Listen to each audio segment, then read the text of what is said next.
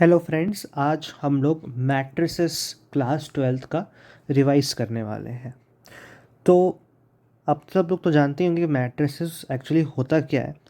तो थोड़ा बेसिक्स में आ जाते हैं। देखिए, जो ये जो साइड होता है रो वाला, ये हम लोग बोलते हैं इसको इसको हम लोग रो बोलते हैं। ये 2 0 है, ये एक रो है। 0 2 जो है ये भी एक रो है। तो 2 0 एक रो हो गया, जिसको हम लोग रो 1 से या R1 से डिनोट करते हैं। और 0 2 रो 2 हो गया, जिसको हम लोग R2 से डिनोट करते हैं। सिमिलरली इस तरीके से देखेंगे तो ये कॉलम्स है। जैसे ये 2 0 हमारा C1 कॉलम है और 0 2 हमारा C2 कॉलम है। ठीक है। अब अगर मेरे पास एक स्केलेटल मैट्रिक्स है, तो अगर मुझे हर एक एलिमेंट के पोजीशन को डिटरमाइन करना है तो हम कैसे करेंगे। तो अगर यहाँ पे ये जो आप देख रहे हैं, इसमें 2 रो है और 3 कॉलम है ऐसे। So this matrix order is 2:3, 2 into 3 या 2 × 3, जैसा भी आपको बोलने में ठीक लगता है। तो इसका ऑर्डर 2 × 3 है। तो हर एक एलिमेंट का हम लोग कैसे नेम करेंगे, तो हम लोग नेम करेंगे उसके रो के पोजीशन से और कॉलम के पोजीशन से। ठीक है। तो जो ये वाला है एलिमेंट, ये फर्स्ट रो में है और फर्स्ट कॉलम में है, इसलिए इसका नाम है A11। और ये फर्स्ट रो में है और सेकेंड कॉलम में, तो ये A12। और जैसे अगर इसकी बात करें तो ये सेकेंड रो में है और सेकेंड कॉलम में, तो A22।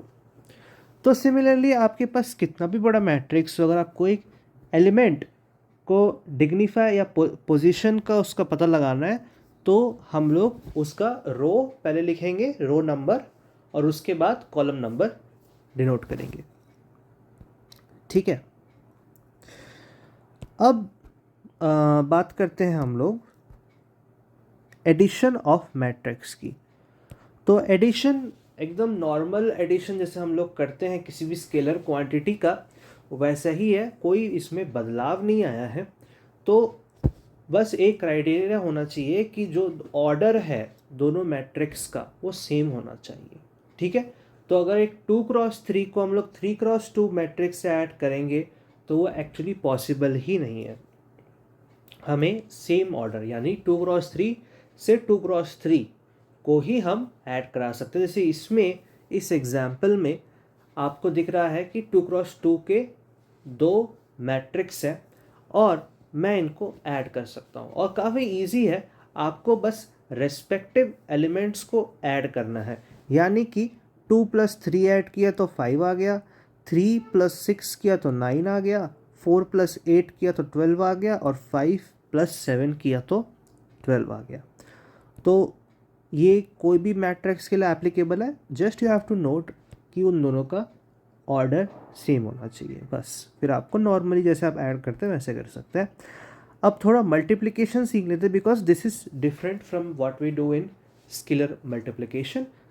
So what we have to do is find out first if they are even applicable to be multiplied or not, because we have to first check कि हम लोग ने जैसे एडिशन में भी देखा था कि हमें चेक करना पड़ा था कि उन लोग एप्लीकेबल है भी कि नहीं। हर कोई मैट्रिक्स दूसरे किसी मैट्रिक्स से ऐड नहीं हो सकता, सिमिलरली मल्टीप्लाई भी नहीं हो सकता।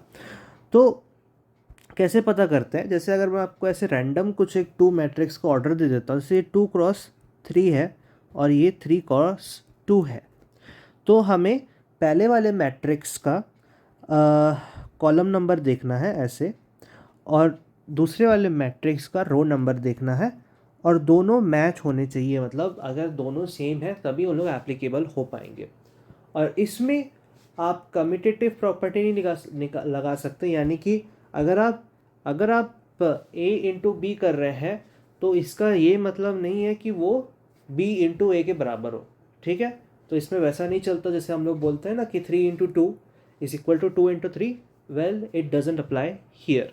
So as I said, कि हमें ये वेरिफिकेशन करना पड़ता है।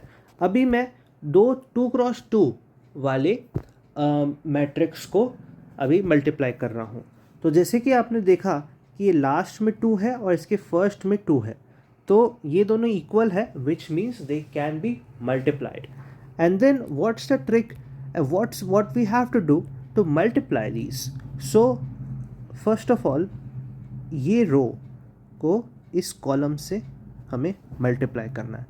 So what I mean is we have to pick this, okay, and multiply this. So 2 into 3, and then we have to add, and then we have to pick this and this, and then do the same. Similarly ये हमारा एक element बना, ठीक है, ये हमारा ये एक चीज़ बना. अब फिर हम लोग को सेम चीज़ इसके लिए भी करना पड़ेगा. सो ये हम लोग ने ऐसे मल्टीप्लाई किया और अब हम लोग क्या करेंगे, हम लोग करेंगे अब ऐसे और ऐसे, फिर ऐसे ऐसे, फिर ऐसे ऐसे. तो आप देख सकते हैं पिक्चर से कि क्या हो रहा है यहाँ पे, ठीक है. और फिर आप इसको कैलकुलेट कर लेना तो आपका फाइनल रिजल्ट भी आ जाएगा, ठीक है. समझ गए हम लोग. अब जो एक क्वेश्चन आता है एमसीक्यू में कि आपको, आपके पास जैसे मान के चलिए 3x4 और सॉरी इसको अनडू करते हैं, और 4x7 का आपको एक मैट्रिक्स दिया है. आपको मतलब ऑर्डर बस बताया, मैट्रिक्स गिवन नहीं है, सच ऑर्डर बस बताया, और पूछ रहा है कि इसका जो रिजल्टेंट मैट्रिक्स आएगा इन दोनों को मल्टीप्लाई करने के बाद, तो उसका ऑर्डर क्या होगा. तो उसका ऑर्डर सिंपली क्या होता है, जैसे हम लोग ये पहली बात तो वेरीफाई कर लेते हैं. तो देखो ये तो हो रहा है, 4 तो मैच हो रहा है. अब जो रिजल्टेंट होता है वो ये और ये होता है, यानी कि वो 3x7 का रिजल्टेंट देगा, यानी कि जो भी हम लोग मल्टीप्लाई करके लाएंगे उसका ऑर्डर 3x7 रहेगा. अब जैसे कभी कभी ट्रिक क्वेश्चंस भी आ जाता है कि अगर 3x5 है और 7x9 है तो इसका क्या होगा, तो लोग फट से कर लेते हैं कि यार 3x9 ही तो होगा. नहीं, एक्चुअली ये पॉसिबल ही नहीं है कि ये मल्टीप्लाई हो पाए, क्योंकि इसमें यहाँ पे 5 था और 7 था. हाँ, अगर इसके जगह 3x5 और 5x9 होता तो इसका आंसर 3x9 ही आता, लेकिन क्योंकि हम लोग के ओरिजिनल क्वेश्चन में 5 के बजाय 7 था तो वो पॉसिबल ही नहीं था, ठीक है. तो हम लोग ये बात भी समझ गए कि मल्टीप्लिकेशन कैसे करते हैं. अब कुछ प्रॉपर्टीज समझ लेते हैं कि जैसे मैंने आपको बताया कि a multiplied by b is not necessarily equal to b multiplied by a, and when we follow the commutative property, जैसे A B plus B C, ठीक है, तो वो होगा A B plus A C, sorry A multiplied by B plus C, तो A B plus A सी. और जैसे अगर ए इधर आ गया, इधर साइड आ गया, तो एकदम अलग हो जाएगा, बी मल्टीप्लाइड बाय ए होगा प्लस सी मल्टीप्लाइड बाय ए होगा. और ये नेसेसरी नहीं है कि दोनों जो ये जो प्रोडक्ट्स हैं, ये वाले और ये वाले, ये सेम निकले, ठीक है. So it is not necessary, ठीक. तो आपको जैसा क्वेश्चन में दिया गया है उस हिसाब से करना है, अपना दिमाग नहीं लगाना है, ठीक है. तो अब हम लोग एक दूसरे कंसेप्ट में आ जाते हैं which is known as transpose of matrix. So now that we have understood कि रोज और कॉलम्स क्या होता है, तो it is very easy to understand और grasp the concept of transposition of a matrix. So as you see, इधर हमारे पास एक एग्जाम्पल दिया है कि a is equal to 3 to 1 और 1 to 3, ठीक है. तो इसको हम लोग को ट्रांसपोज निकालना है. तो कुछ नहीं, जो रोज है उनको कॉलम्स में बदल देना है. आई एम सॉरी, ये हाईलाइटर में यूज़ कर रहा हूँ. जैसे ये रोज है इनको कॉलम में बदल देना है, और जो कॉलम है उनको रोज में. यानी जैसे आप देख सकते हैं मैं क्या किया हूँ इसमें. अच्छा, ये जो होता है ये सिंबल होता है ए ट्रांसपोज का, ठीक है. ए ट्रांसपोज के बहुत सारे सिंबल्स होते हैं, जैसे ए टी भी होता है ऐसे भी, बट जनरली हम लोग ए डैश यूज़ करते हैं, ठीक है. जैसे देख सकते हो 3 to 1 को मैंने कॉलम की तरह ट्रीट किया है, 1 to 3 जो रो था उसको कॉलम की तरह ट्रीट किया. तो जो कॉलम जो ऑर्डर है वो रिवर्स हो जाता है. जैसे ये 2x3 था तो ये 3x2 हो गया। तो जब ऑर्डर को रिवर्स कर दिया जाता है, यानी कि रोज को कॉलम और कॉलम को रोज में परिवर्तित किया जाता है, तो उसको हम लोग ट्रांसपोजिशन ऑफ अ मैट्रिक्स बोलते हैं। तो जब ये ए है तो ये ए ट्रांसपोज है, ठीक है। और अगर मैं मतलब इसको इसको ए मानता तो ये ऑटोमेटिकली ए ट्रांसपोज हो जाता, ठीक है। तो आप समझ गए कि कैसे ट्रांसपोज करते हैं किसी भी मैट्रिक्स को। अब प्रॉपर्टी समझते हैं कि अगर मैं किसी एक ए मैट्रिक्स को, मतलब मैट्रिक्स ए को 2 बार ट्रांसपोज कर दूं तो वापस से मुझे ओरिजिनल मैट्रिक्स ही मिल जाएगा।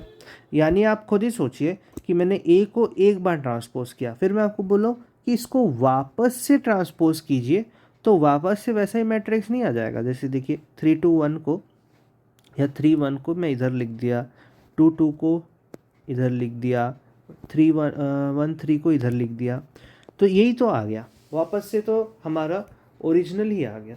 तो वही है कि 2 बार करोगे तो, या इवन टाइम्स इसको आप ट्रांसपोज करोगे तो आपको वो सेम मैट्रिक्स मिल जाएगा, ठीक है। और अगर के यहाँ पे कांस्टेंट है, ठीक है, ये याद रखिए, के यहाँ पे कांस्टेंट है, तो के को आप बाहर निकाल सकते हैं ब्रैकेट के, और जितने बार भी आपको ट्रांसपोज करना कर सकते हैं, वापस फिर बाद में कांस्टेंट को मल्टीप्लाई कर सकते हैं। तो constant can be removed out from the bracket, that's what it is trying to से।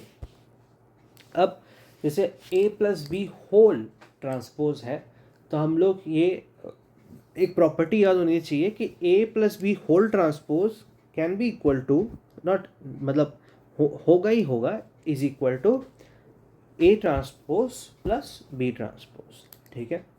और सबसे जो इम्पोर्टेंट प्रॉपर्टी आता है जिसमें हम लोग जनरली गलती करते हैं, which is a multiplied by b whole transpose is not equal to A transpose multiplied by B transpose. It is equal to B transpose multiplied by A transpose.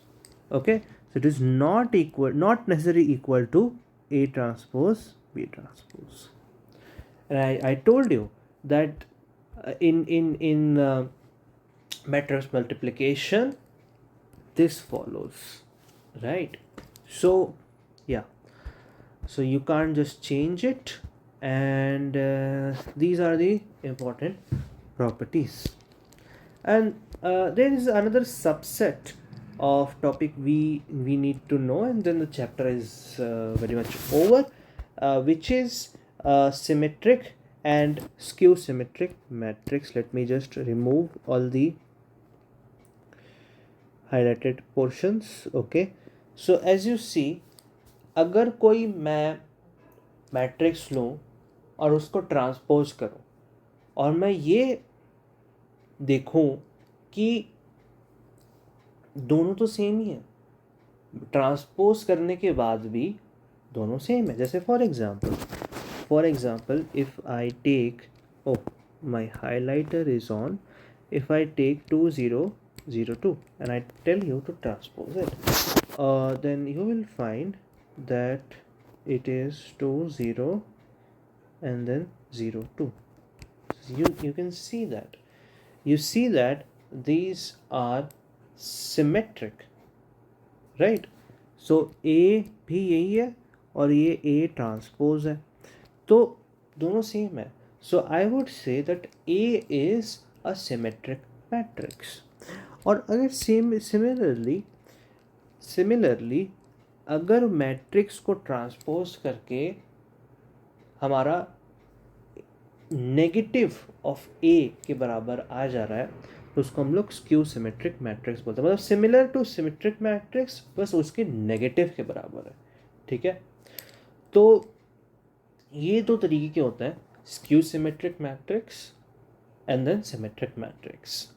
And a famous question arises from this. Oh, there are two properties before we go to that question, which is कि A plus A transpose हमेशा एक symmetric matrix का जन्म देगा। मतलब मान के चलिए A plus A transpose is equal to something called P. Okay, इनको मैंने ऐड किया तो मुझे कोई एक पी मैट्रिक्स मिला। I don't know what that matrix is, I don't care, but what I do know about it is that this P matrix will always be a symmetric matrix, which means P will be equal to P dash no matter what, and this is a property. So this is what we need to remember. And similarly, A minus A dash will always give me a matrix which is skew symmetric. Okay, so same thing applies here as I told you. And now there is a question how to split matrix A in two matrices P and Q such that P is symmetric and Q is skew symmetric. Okay, so what the question is trying to say that I need to split A into matrices which is P and Q, and one needs to be symmetric and one needs to be skew symmetric. So there is a simple little trick is from the two properties we have learned earlier कि P तो हमें मालूम है कि A plus A dash हमको एक symmetric matrix देगा no matter what, और A माइनस A डैश हमें एक स्क्यू सिमेट्रिक मैट्रिक्स वो देगा मैट्रिक्स नो मैटर व्हाट। सो अगर हम लोग हम लोग एक इक्वेशन फॉर्मुलेट कर ले इसी बेसिस पे जो कि A पे रिजल्ट करे तो हम लोग का बात बन गया। तो वैसे ही हुआ, जैसे अगर इसको हाफ ए प्लस हाफ ए डैश प्लस हाफ ए माइनस हाफ ए डैश करोगे तो सब कुछ ऐड और माइनस करने के बाद तुम्हारा ए ही आएगा। So there you have it. मैंने एक सिमेट्रिक तुम्हारा वो निकाल दिया मैट्रिक्स, और यहाँ पे मैंने तुम्हारा स्क्यू सिमेट्रिक मैट्रिक्स निकाल दिया। तो this is our job done. So that's it for today. And there is something also missing here is what we call as identity matrix. So identity matrix is nothing but this 1 0 0 1. Okay, and identity matrix can be this too, which is 1 0 0 0 1 0 0 0 1, which means on the diagonal side everything will be 1. Okay, so it's pretty simple, and this is also something called diagonal matrix. And that's it. I think this is what covers the basis of matrices, and I hope you like the revision what we have done here. It's so basic, but still we needed to revise it. Thanks for watching.